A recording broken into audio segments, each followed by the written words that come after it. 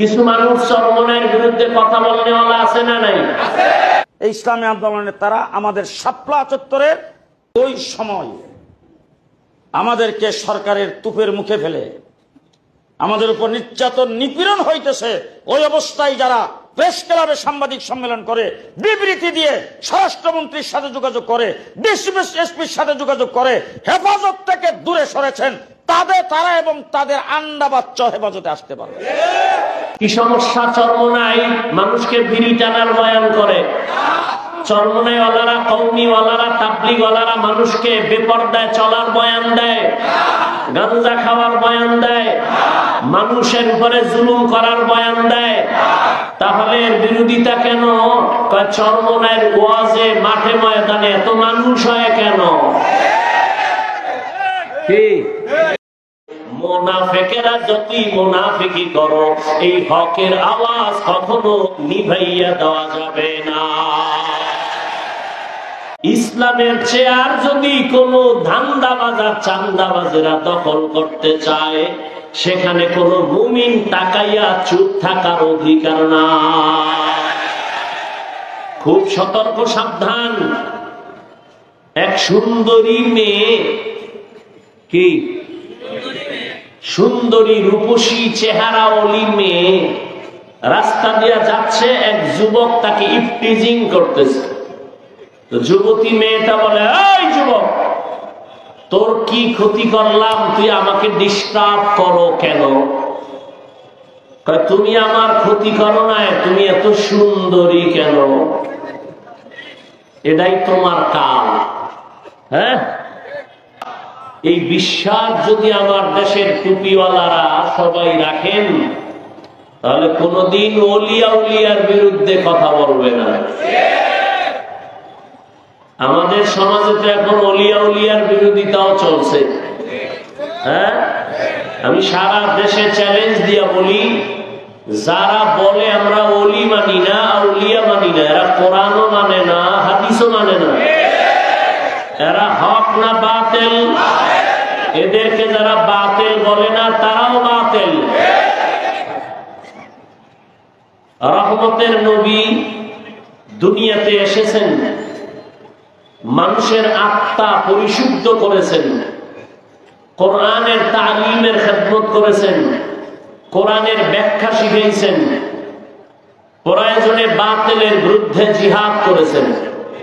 করেন নাই? কথা বলেন না কেন? তাহলে একটা স্টুডেন্ট স্কুল কলেজে পড়ে, 10টা সাবজেক্টের উপরে পরীক্ষা হয়। কেউ যদি 9 সাবজেক্টের মধ্যে 100 করে পায় নাম্বার, এক সাবজেক্টে নাম্বার 20, গোল্ডেন এ প্লাস না ফেল? কোন সাবজেক্টে 100 নাই, কিন্তু প্রত্যেক সাবজেক্টে 33। বলো, ঠিক ইসলাম এরকম। শুধু দাওয়াত এটাই ইসলাম না, শুধু জিহাদ এটাই ইসলাম না, শুধু তাসকিয়া, আত্মা শুদ্ধ করা এটাই ইসলাম না, শুধু তালিম ও তারবিয়াত এটাই ইসলাম না। তো ব্যবধানটা কি? এটা ইসলাম কথাটা এমন না, বলতে হবে এটাও ইসলাম। কি এটা ইসলাম না এটাও ইসলাম? যদি বলে তাবলীগ, দাওয়াত এটা ইসলাম, তাহলে বাকিগুলো বাদ। আর যদি বলে না তাবলীগ এটাও ইসলাম, তার মানে আরো যা আছে এর মধ্যে এটাও আছে। কথা বুঝেননি? তাহলে ব্যবধান কি? স্বরে ও আর রশ্মি। এজন্য এটা ইসলাম না, এটাও। কেউ বলবে তাসকিয়া, আত্মা শুদ্ধি করা, এটাও ইসলাম। হ্যাঁ না, এটাই ইসলাম? হ্যাঁ, এটা ইসলাম বলার অধিকার রাখে সে, যার মধ্যে দাওয়াত ও তাবলীগেরও খেদমত আছে, যার ভেতরে তালিমের খেদমত আছে, তেলাওয়াতের খেদমত আছে, জিহাদেরও কাজ আছে, সবগুলো যার আছে, সে বলতে পারে এই সবগুলোর নাম ইসলাম। তো বাংলাদেশের ভেতরে আমাদের কিছু আল্লাহর বান্দাদের মাঝে জিহাদ আছে, দাওয়াত ও তাবলীগের খেদমত নাই। কিছু আল্লাহর বান্দার মধ্যে কিছু আছে, কিছু নাই। আল্লাহর উপরে ভরসা করে বলা যায় চরমনের মধ্যে সব আছে, আলহামদুলিল্লাহ। জিহাদের ময়দানে আছে না নাই? দাওয়াতের ময়দানে আছে না নাই? তালিমের ময়দানে আছে না নাই? বৈষম্য বিরোধী ছাত্র জনতার আন্দোলন অগ্রণী ভূমিকা পালন করেছেন নায়েবে আমিরুল মুজাহিদিন মুফতি সৈয়দ মোহাম্মদ ফয়জুল করিম। অস্বীকার যে করবে সে জমিনের নিকৃষ্ট তাজা মুনাফিক। শুধু তাই না, এর সাথে দেশের উলামায়ে কেরাম, ছাত্র সব ময়দানে অবতীর্ণ হয়েছেন, প্রমাণ করে দিয়েছেন ছাত্র জনতা, তোলাবা, উলামা ময়দানে আসার দ্বারা বিজয়ের চাঁদ উদিত হয়েছিল। কথা ঠিক? এ উলামায়ে কেরাম এ জাতিকে ব্যবহার করে কোনো স্বার্থ চায় না, এ কারণে আন্দোলন করছেন। বলে নাই আমাকে ক্ষমতায় বসাও, উপদেষ্টারা নেমে যাও, বলছেন? কিন্তু বলছেন কি, জুলুম করলে আবার আন্দোলন হবে। জালেমকে কোনো ছাড় দেওয়া যাবে না। যুবকরা ভয় পাও, যুবকের ভয় পাওয়ার তো কিছু নাই।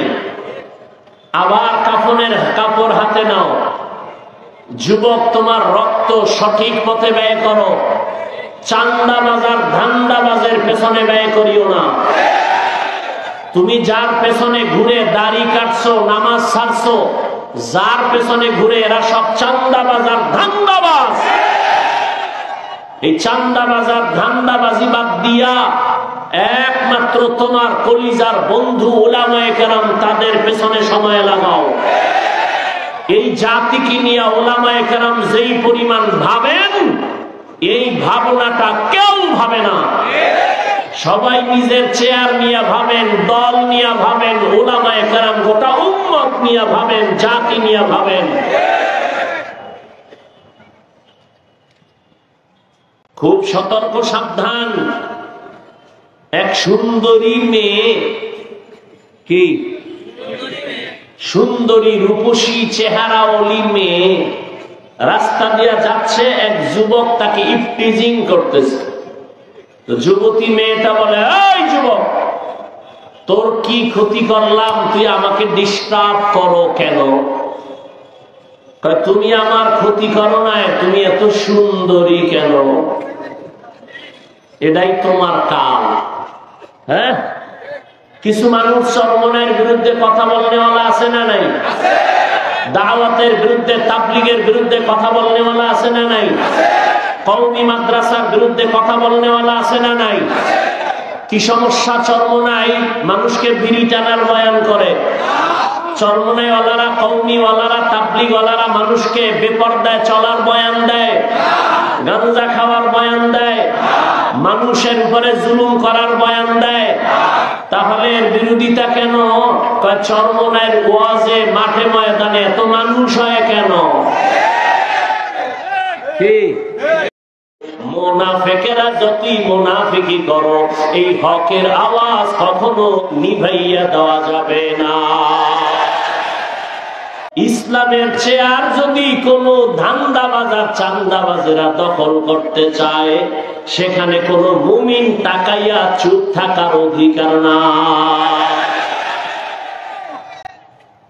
শাহজালাল আপনাদের কলিজা, কি শাহজালাল রহমতুল্লাহ আলাই গৌর গোবিন্দের মোকাবেলায় বেতের বাড়ি লাগে নাই, তাহাজ্জুদের নামাজ আর কান্না আর ফজরের আজান। কি ভিডিও করছে?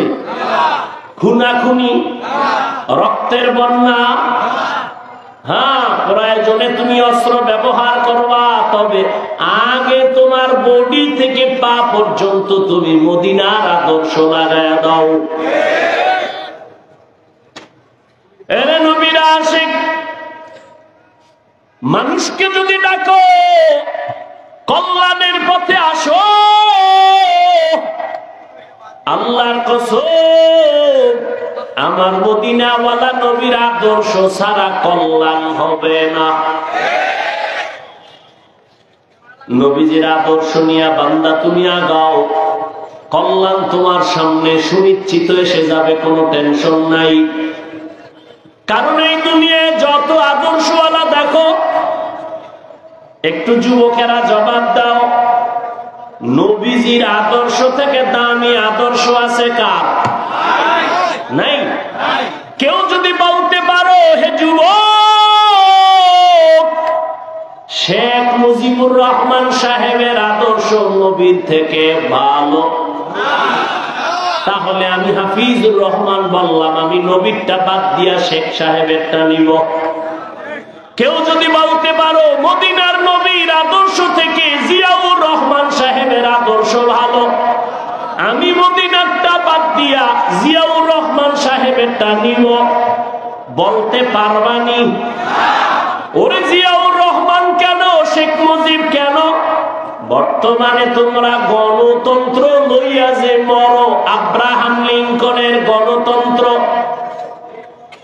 এই আব্রাহাম লিঙ্কনের গণতন্ত্রের জন্য পাগল, কয় জীবন দিব গণতন্ত্র জিন্দা রাখার জন্য, মরে যাব, কয় মরলে কি হবে, কয় শহীদ। গণতন্ত্রের জন্য মরলে শহীদ? হ্যাঁ, ভালো করে বুঝো, এই গণতন্ত্র কি শান্তি দিতে পারছে? পারে নাই, বরং দলের মানুষের দলওয়ালারা মাইরা ফালায়। ঠিক নি?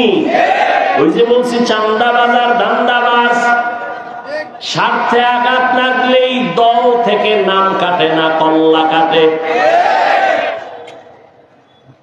দুনিয়াতে আব্রাহাম লিঙ্কনের আদর্শ, মাও সেতুনের আদর্শ, লেনিনের আদর্শ, কার্ল মার্ক্সের আদর্শ, যত আদর্শ এক কথায় জবাব, দুনিয়ার সব আদর্শগুলো নাপাক, একমাত্র মদিনাওয়ালা নবীর আদর্শই পাক। দুনিয়ার মানুষের আদর্শ নাপাক কেন? কয় ভাত খাইয়া খায় মদ, দেমাগ ভালো, মদ পান কইরেই বউরে কয় মা, দেমাগ ঠিক আছে। মদ খাইয়েই কয় গোটা দেশের মালিক এখন আমি, বউ কয় ঘরে তো চাল নাই, এটা তো বোতলের দোষ। আর আমার নবীর পবিত্র আদর্শ কেন পাক? কয় আমার নবী নিজেই পাক। কেমন? আমার নবীর 63 বছর হায়াতে বলেও একটা মিথ্যা কথা বলেন নাই। কেমন মায়ার নবী আমার, রহমতের নবী, জীবনে কোনদিন কাউকে একটা গালি দেন নাই। রহমতের নবী হাজারো গালি শুনছেন, কোন গালির জবাবও নবী দেন নাই। আমার মায়ার নবী কেমন মায়ার আদর্শের নবী, জীবনে দুটো চোখ দিয়া তাকাইয়া গরম চোখে কাউকে দেখেন নাই। এমন মায়ার নবীর আদর্শ ১৫০০ বছর পরে আর সিলেটের আলিয়া মাঠে নবীর আদর্শ মানার কারণে এই বিশাল প্যান্ডেলে পুলিশ ছাড়াই নিয়ন্ত্রণ বড় সম্ভব। हकीकत से तू दुनिया बेखबर है, दुनिया की नुमाइश पर नजर है। नमी गुयम के आज दुनिया जुदा बाश, बहर कारे के बाशी बा खुदा बाश। रहमतेर नबीर आदर्श केमन सुंदर, আঙ্গুলের নখগুলো কেমনে কাটবা সেখানে নবীর আদর্শ আসেনি? মাথার চুলগুলো কেমনে রাখবা, কেমনে কাটবা, নবীর আদর্শ আসেনি? দুনিয়াতে যত আদর্শওয়ালা দেখো, কারো আদর্শের মধ্যে নখ কাটার নিয়ম নাই। রহমতের নবীর আদর্শ এত সুন্দর, ব্যক্তি জীবন থেকে রাষ্ট্র কেমনে চালাইবা সেখানেও নবীর আদর্শ আছে না নাই? রহমতের নবী কি রাষ্ট্র চালান নাই? আবু বকর সিদ্দিক রাষ্ট্র চালান নাই? আল্লাহ বলেন, আমার আদালতে দাঁড়াইয়া হিসাব দেওয়ার ভয়, যারা গুনাহ থেকে নিজেকে বাঁচায় রাখবে এদের দ্বারা কিয়ামতে আমি জান্নাত দিব, আর এদেরকে দুনিয়ায় আমি বাদশাহীর সম্মান দান করব। হর কে দারত খৌফে হকদার দিল মাদাম জান্নাতুল মাওয়া দেহদ উকরা মাকাম জুজবা হকচি জে মখাজ ইনসুজা ফজলে উআ মস্তে দরজুলা জাহা। এই সিলেটের যুবকেরা, আওয়ামী লীগে গিয়ে যদি দাড়ি কাটার সুযোগ থাকে, বিএনপিতে গিয়েও থাকে, আবার কোন ইসলামী দলে ঢুকেও যদি দাড়ি কাটার সুযোগ থাকে, তা আওয়ামী লীগ বিএনপি আর তোমার ইসলাম তো সুরতে একই হয়ে গেল। তা ইসলামটা কি আওয়ামী লীগের মতো? ইসলামটা কি বিএনপির মতো? আওয়ামী লীগ বিএনপি মহিলা নিয়ে এক চেয়ারে এক লাইনে বসবে, তুমি যদি হুজুরের দাবি কইরা তুমিও বসো তো এক হয়ে গেল। কি ভালো করিয়া বুঝিও, আল্লাহর আদালতে দাঁড়াইয়া হিসাব দেওয়ার ভয় অন্তরে জমা করিয়া রাষ্ট্রের চেয়ারেও যদি বসো।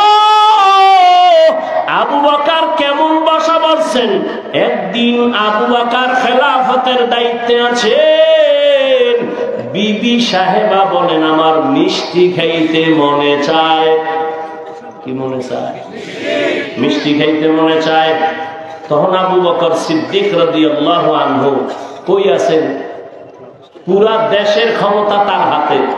হ্যাঁ, তা আবু বকর সিদ্দিক বলেন, ও বিবি, মিষ্টি খাওয়ানোর টাকা আমার হাতে নাই। এ রাজনীতি বুঝো, তোমার ধান্দাবাজি আর চান্দাবাজি না, ইসলামের রাজনীতি বুঝো। না পাক তো কম খাইলা না, আর কত? শিয়ালের হাতে মুরগি রাখছো আমানত, টাইম দিছো 3 দিন, শিয়াল পণ্ডিত দোয়া চাই মা হোসাই একদিনও না। জিন্দা কেন মরাও পাইতে না। শিয়ালের হাতে মুরগি দিলে যা হবে, ধর্মের চাবি বেনামাজি সুদখোরের হাতে দিলে তাই হবে।